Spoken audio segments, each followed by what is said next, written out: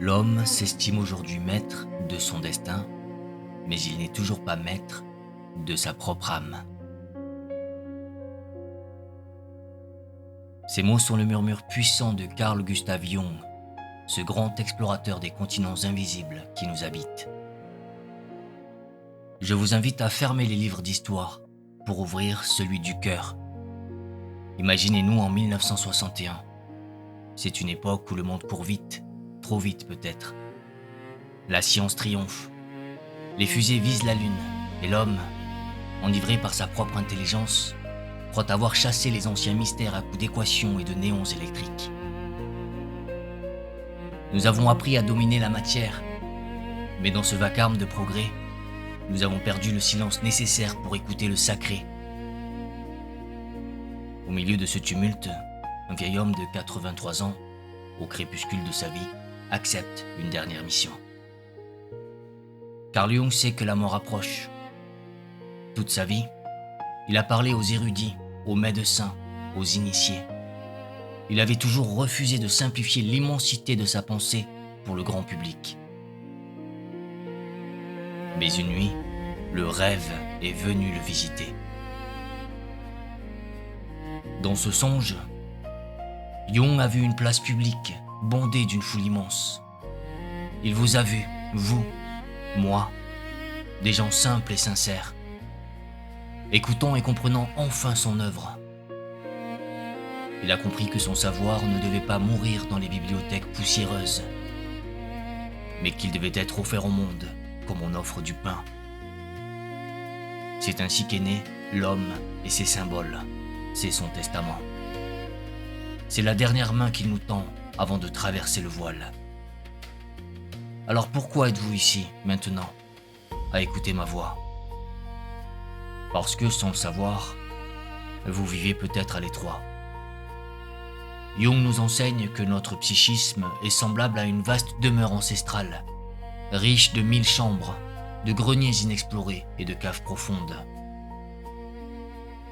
Pourtant, nous passons notre entière existence enfermés dans une seule pièce, celle de notre conscience rationnelle. Nous croyons être chez nous, mais nous ne sommes que des locataires timides dans notre propre palais.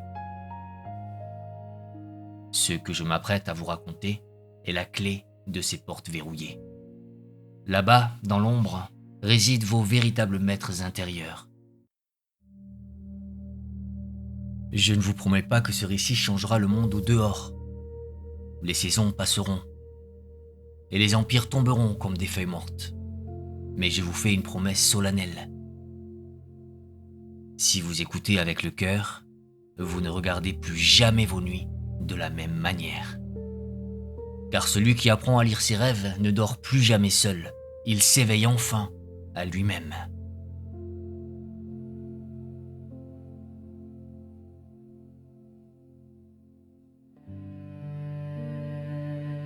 Regardez le monde que nous avons bâti autour de nous. Nous avons érigé des citadelles de verre et d'acier. Nous avons dompté la foudre pour en faire de la lumière. Et nous avons tracé des routes droites, là où la nature aimait les courbes.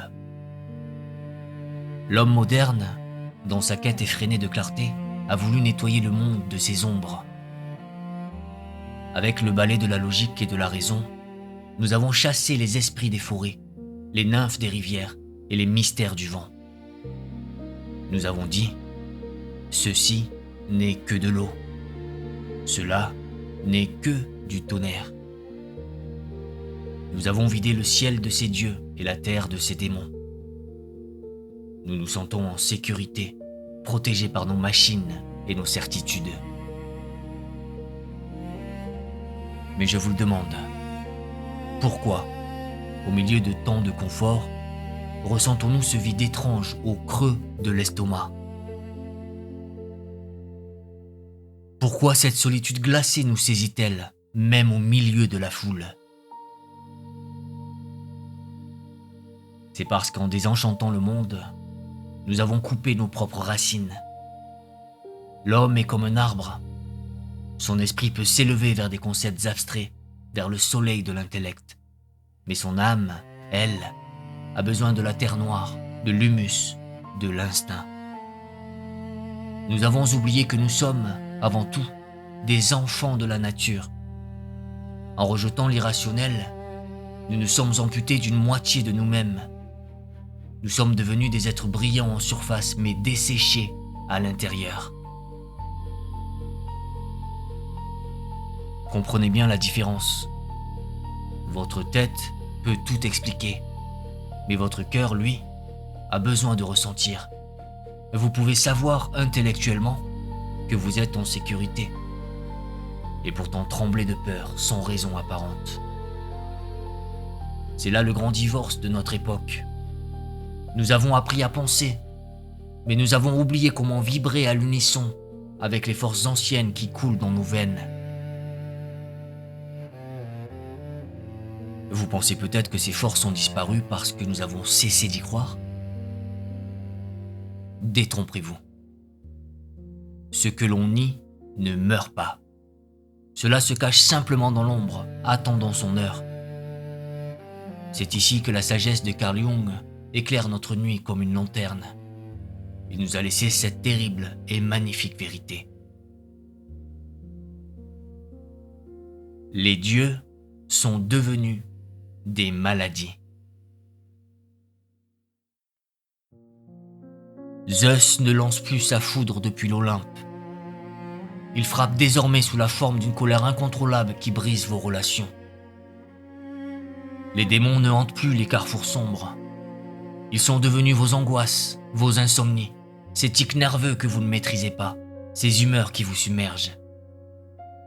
Tout ce que nous refusons d'accueillir par la grande porte de la conscience revient par la fenêtre de nos symptômes. Votre névrose, cette souffrance qui vous pèse, n'est pas une erreur de fabrication. Elle est la voix de la nature étouffée, qui hurle pour se faire entendre.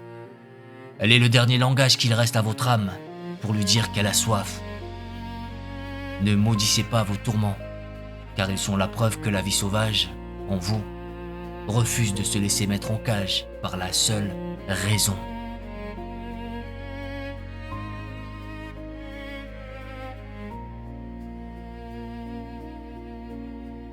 Il est temps maintenant de nous pencher sur le langage de la nuit. Trop souvent, on vous a dit que vos rêves étaient des mensonges, des écrans de fumée destinés à cacher des vérités inavouables. On vous a appris à vous méfier de vos nuits comme d'un voleur qui dissimule son butin. Mais je vous le dis, le rêve ne cherche jamais à tromper. Le rêve ne porte pas de masque, il est le visage nu de la nature en vous. Imaginez une plante qui pousse, une fleur qui éclot. Cherche-t-elle à nous mentir sur sa forme ou sa couleur ?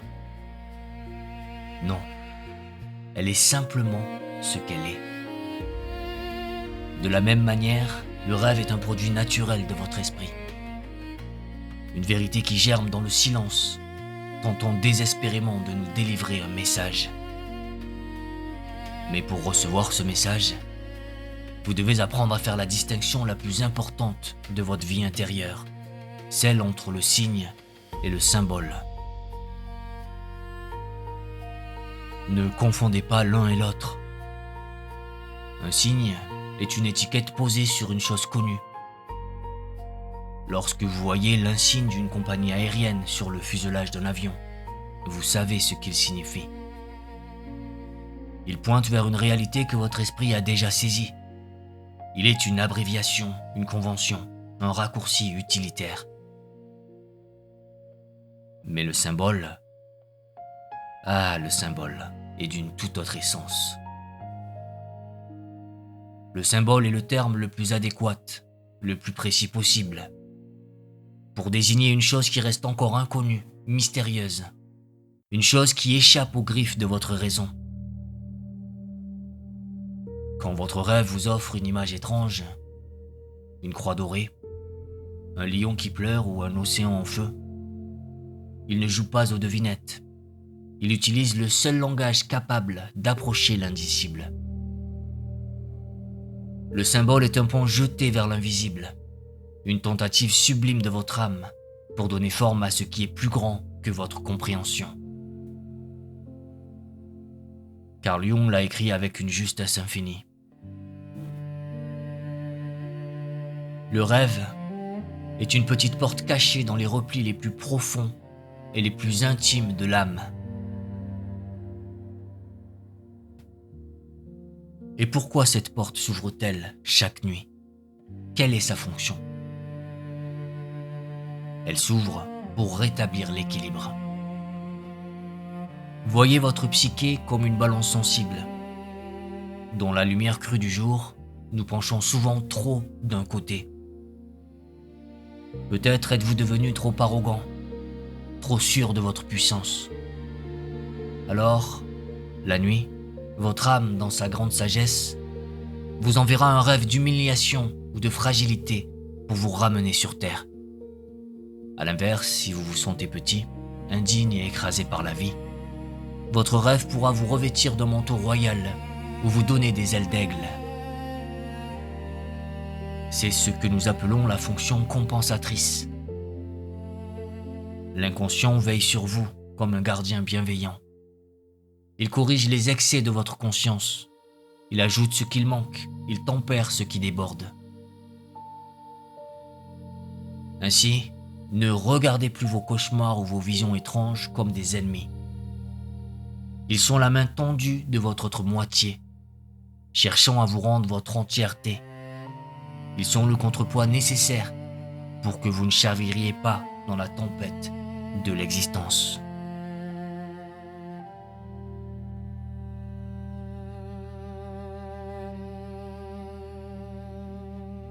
Nous avons marché ensemble le long des rivières de votre mémoire personnelle, là où flottent vos souvenirs d'enfance et vos oublis d'hier. Mais je vous invite à descendre plus bas encore, là où la lumière du jour ne pénètre jamais. Au-delà de votre petite histoire individuelle, il existe un océan immense, silencieux et éternel. Carl Jung l'a nommé l'inconscient collectif. Ce n'est pas un lieu qui vous appartient en propre. C'est le grand héritage de l'humanité, un sol psychique que nous partageons tous, du roi au mendiant. Dans ses profondeurs vivent des formes anciennes, des modèles primordiaux que nous appelons les archétypes. Ce sont les lits de rivière creusés par la vie elle-même depuis des millénaires, attendant que l'eau de votre expérience vienne les remplir. Et dans cette pénombre, deux figures s'avancent vers vous. Il faut avoir le courage de les regarder en face. La première porte un nom qui fait frémir, mais qui devrait inviter à la compassion. L'ombre. L'ombre est ce frère jumeau, cette sœur cachée que vous traînez derrière vous depuis votre naissance. Elle est faite de tout ce que vous avez refusé d'être. Elle est votre colère refoulée, votre égoïsme, votre lâcheté, vos désirs inavouables. Elle est le Mr. Hyde qui respire sous la peau de votre respectabilité. Vous passez votre vie à dire « ceci n'est pas à moi ». Mais je vous le dis avec gravité, tant que vous ne serrerez pas la main de votre ombre, vous êtes condamné à la voir partout autour de vous. C'est une loi implacable de l'âme. Ce que nous nions à l'intérieur, nous le projetons à l'extérieur. Si vous haïssez démesurément votre voisin, si vous voyez le mal partout chez les autres, arrêtez-vous un instant. Regardez dans le miroir. Ce visage déformé par la haine que vous croyez voir sur le monde, c'est souvent le reflet de votre propre ombre que vous n'avez pas voulu reconnaître. Accueillir son ombre, c'est cesser de se prendre pour un saint, pour accepter enfin son humanité entière, imparfaite et réelle. Mais l'ombre n'est que le gardien du seuil. Derrière elle se tient une figure plus mystérieuse encore, porteuse de vie et de sens.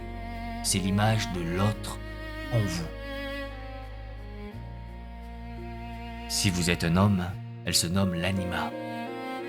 Elle est la femme intérieure, la muse, la voix des émotions et de l'intuition que vous avez peut-être négligée. Elle est celle qui vous guide vers les profondeurs ou qui, si vous l'ignorez, vous perd dans les humeurs changeantes et capricieuses. Si vous êtes une femme, il se nomme l'animus. Il est l'homme intérieur, l'esprit du logos, de la conviction et de l'action. Il est votre épée de vérité. Mais s'il est mal apprivoisé, il peut devenir ce tyran intérieur qui vous assaille de critiques acerbes et d'opinions tranchantes. Ne croyez pas que ces figures soient de simples idées abstraites, de vagues concepts philosophiques. Non. Elles sont des puissances vivantes, des forces agissantes. Elles sont les tisserands invisibles de votre destin. Ce sont elles qui décident de vos coups de foudre foudroyants.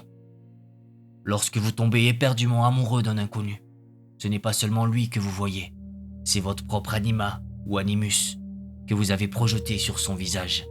C'est votre âme que vous cherchez à travers l'autre. Vos haines irrationnelles, vos fascinations soudaines, vos choix de vie inexplicables. Tout cela est l'œuvre de ces habitants de l'ombre. Apprendre à dialoguer avec eux, ce n'est pas jouer avec l'imaginaire, c'est reprendre le gouvernail de votre navire pour ne plus être le jouet des vents, mais le capitaine de votre propre voyage vers l'étoile.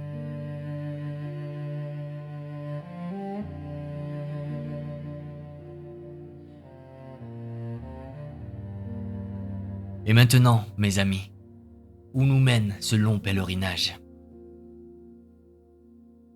Nous avons traversé les vallées de la mémoire, nous avons affronté les dragons de l'ombre et dialogué avec les esprits de l'anima. Mais quel est le but ultime de cette traversée? Vers quelle étoile votre navire tente-t-il désespérément de naviguer?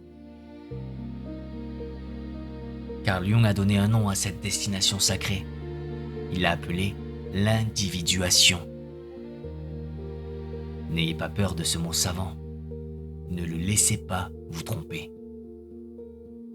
L'individuation n'est pas l'individualisme. Ce n'est pas se retirer sur une île déserte pour ne penser qu'à soi, coupé du monde et des autres.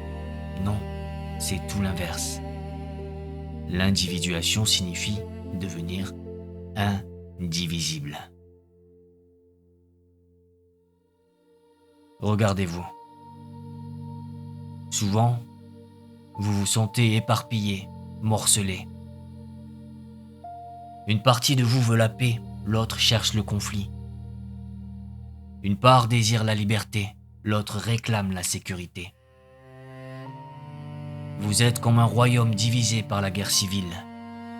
L'individuation, c'est l'art de rassembler ces fragments épars pour former, enfin, un cercle parfait. C'est le chemin pour devenir, non pas parfait, mais entier. C'est là le grand œuvre de votre vie. C'est un voyage héroïque, sans doute le plus périlleux que vous entreprendrez jamais. Car pour devenir celui qui vous êtes réellement, vous devez cesser d'imiter. Vous devez ôter, un à un, les masques que l'éducation, la société et la peur ont collés sur votre visage. Vous devez cesser d'être la copie de votre père, le reflet de votre mère ou l'ombre de votre voisin, pour découvrir la graine unique qui a été plantée en vous à la naissance. Ce chemin demande un courage qui dépasse la simple vertu. On nous a appris, depuis l'enfance, à être des garçons et des filles modèles. On nous a dit « sois gentil, sois poli, cache tes défauts ». Mais la nature ne se soucie pas de nos politesses. C'est pourquoi Jung a prononcé cette phrase qui résonne comme un défi à notre morale habituelle. Je préfère être entier plutôt que bon. Laissez cette vérité vous apaiser. Être bon, au sens où la société l'entend, c'est souvent se couper de la moitié de soi-même. C'est nier sa propre obscurité jusqu'à en devenir malade.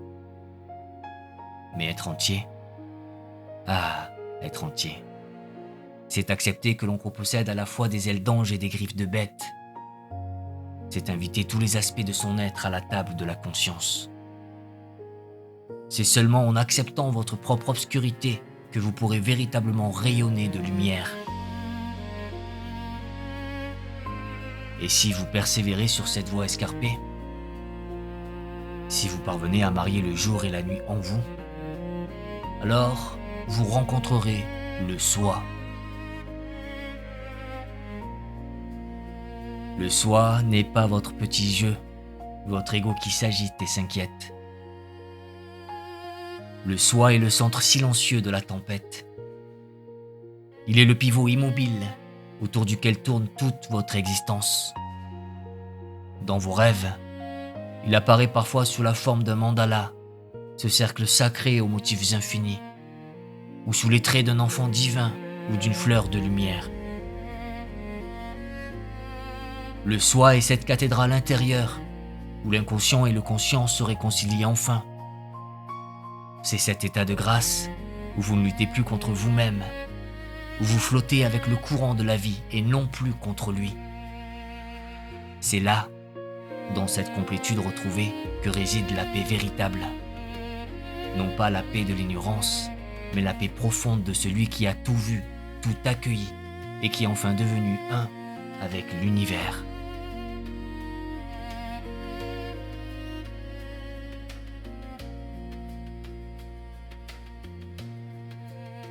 Doucement, comme le plongeur qui remonte vers la lumière après une longue exploration, nous voilà de retour à la surface des choses. Prenez une respiration profonde. Sentez l'air remplir vos poumons. Nous avons navigué ensemble sur des mers intérieures que peu osent traverser. Vous tenez désormais entre vos mains une boussole invisible. Vous avez appris à lire la carte mystérieuse tracée par vos symboles. Vous savez reconnaître les courants puissants de l'inconscient qui cherchent parfois à vous emporter. Et vous savez comment lever les yeux vers votre étoile polaire, ce soi lumineux qui guide votre navire vers l'entièreté. Regardez autour de vous. Nous vivons dans un monde fragmenté, un monde d'écran et de vitesse, où l'attention s'effrite comme du sable sec. Nous sommes connectés à la planète entière, mais nous avons perdu la connexion avec notre propre centre. Dans ce vacarme numérique, le livre de Carl Jung, L'homme et ses symboles, n'est pas seulement un ouvrage de psychologie, c'est une encre. Il nous rappelle cette urgence vitale. Ignorer ces symboles, c'est traverser l'existence à moitié endormie, c'est vivre en exil de sa propre maison. Alors, je vous lance une invitation douce mais fervente. Cette nuit, ou la nuit prochaine, un messager viendra frapper à la porte de votre sommeil. Ce sera peut-être un rêve étrange, absurde ou effrayant. Ne le chassez pas au réveil comme un chasse une mouche importune. Accueillez-le, notez-le. Il porte une lettre écrite rien que pour vous. Et si ces mots ont réveillé une soif en vous, n'en restez pas là. Allez vers l'œuvre complète. Ouvrez ce livre magnifique. Vous y découvrirez non seulement la pensée de Jung, mais aussi les richesses visuelles de ses illustrations, car l'âme parle en images. Vous y entendrez aussi les voix de ses fidèles compagnons de route, Marie-Louise von Franz, Joseph Henderson, Agnella Jaffé, qui ont tissé avec lui cette immense tapisserie de l'esprit humain. Merci. Merci d'avoir eu le courage de fermer les yeux sur le monde extérieur pour mieux les ouvrir sur votre monde intérieur. C'est l'acte le plus audacieux qu'un être humain puisse accomplir. Que vos nuits soient aussi riches que vos jours, et que votre voyage vers vous-même soit beau.